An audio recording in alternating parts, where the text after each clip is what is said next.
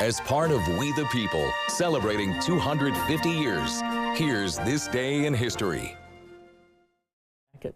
Oh, thank you. You too. Yeah. Looks good.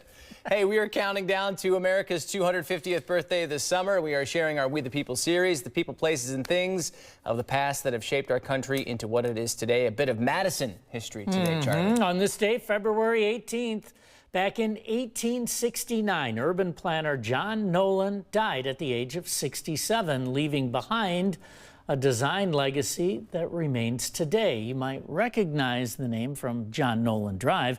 Nolen was hired in 1908 to plan out where parks in the city of Madison would be. He helped to grow the vision for plans for the University of Wisconsin, the city of Madison, and the state park system.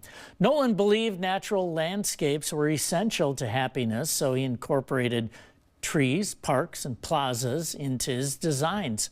He even convinced the state legislature at the time to invest in funding for state parks and to create a system for more parks to be created. And that's this day in history for February 18th. It's got to be a bit of a challenge for an urban planner to work with an isthmus, I would think, you know?